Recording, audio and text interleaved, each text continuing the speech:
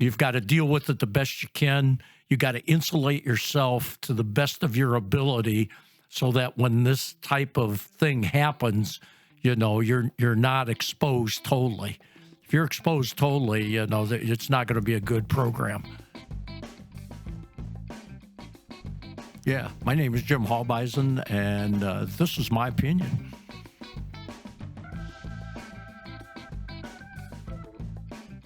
The last week of July, basically from about the 23rd to the 3rd of August, I've been traveling for Growers Mineral Corp. We were in North Dakota, went through Wisconsin, Illinois, Indiana, and then I was in Adams County, Pennsylvania, which is in the central part of the state. And the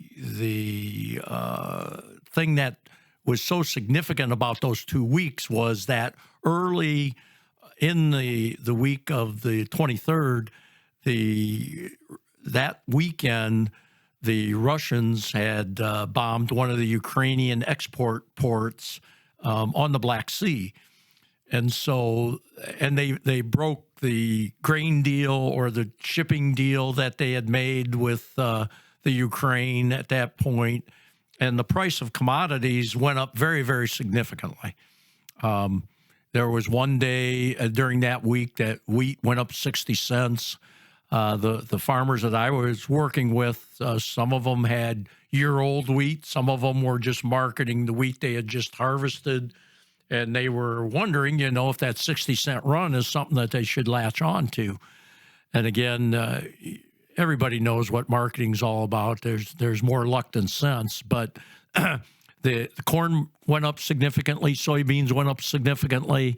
And there were probably some farmers that did some forward contracting at that point or did some hedge to arrive contracts. But by the end of the week, the other factor was in there was the heat that week. It was blazing hot up in North Dakota when we were up there. I mean, we were in the middle of the high 90s. Humidity was high. That had encompassed most of the Corn Belt. And so that added to the uptick in the prices. Well, by the end of the week, that started to rescind a little bit. And then the long-term forecast said, hey, we're going to go get into cooler weather. And the speculative money basically withdrew at that point. So by a week later from that 60-cent run with wheat, we were back to about where we started from with corn, beans, soybeans, and wheat. So again, this roller coaster ride and very steep inclines and drops have made it much more difficult. And I think talking with farmers, it's when you try to look at the fundamentals on how to market grain and how to price your products, it's just almost next to impossible because the whims of the money that has nothing to do with agriculture is really driving the show. And this is another difficult thing for farmers to deal with. And, the older farmers, which I belong to, and then you young guys, it's just a tremendous amount of risk, a tremendous amount of pressure. And I think guys just you've got to deal with it the best you can. You got to insulate yourself to the best of your ability so that when this type of thing happens, you're not exposed totally.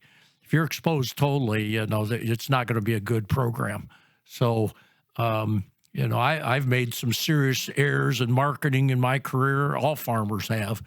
So again, I don't think you can't wear that because it's not good for you dealing with your family, with you mentally. You just gotta take the lumps and do what you gotta do to try to overcome those peaks and valleys. And that's going to continue to get worse, in my opinion.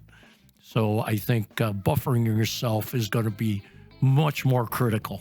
So that's for young guys. Don't feel that you're you're making big mistakes that none of the rest of us ever made, because we all did. It just, some of us did it in a time frame where we were able to bounce back a little bit better. Today, you've just got to be that much more careful. This podcast has been brought to you by Growers Mineral. Please visit growersmineral.com.